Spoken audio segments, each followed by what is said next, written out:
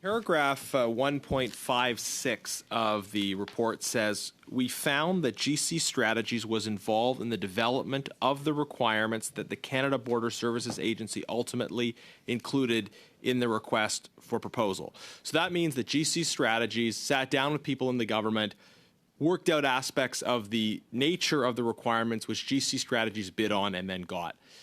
That means the process was rigged. So, Ms. O'Gorman, can you tell us why the process was rigged in favor of GC Strategies? So I wasn't there at the time. I think what you set out is what the evidence is demonstrating. And in terms of the motivation, I don't have enough information to speak to that. Okay, so you agree the process was rigged, but you don't know why it was rigged. Is that what you're telling us? I'm telling you that the collaboration that you're referring to appears to have taken place and is absolutely inappropriate. Would you describe that as rigging the process, though? I mean, it pretty clearly is, but I just want to hear it from you. Would you describe that as rigging the process?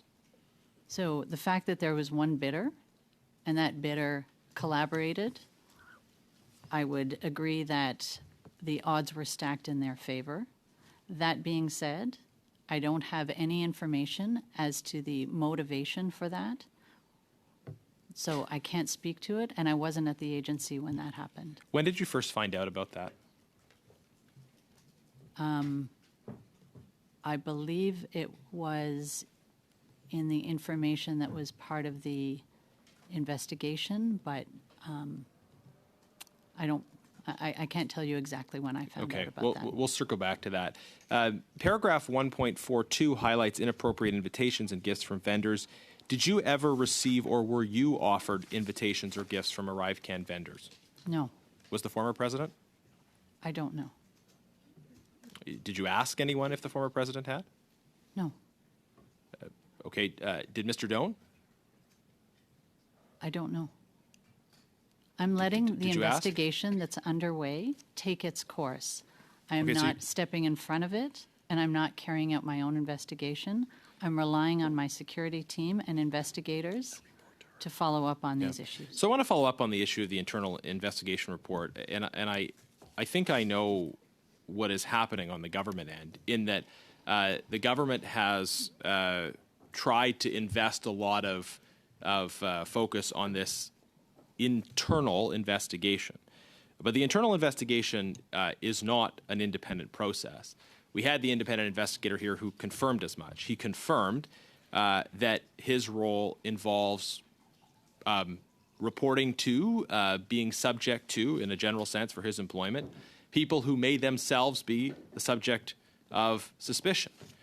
We've talked about rigged processes, and we've got a situation where the investigation into the rigged process also looks rigged, insofar as the investigator is not independent and is subject, in their position, to decisions of their superiors within the department.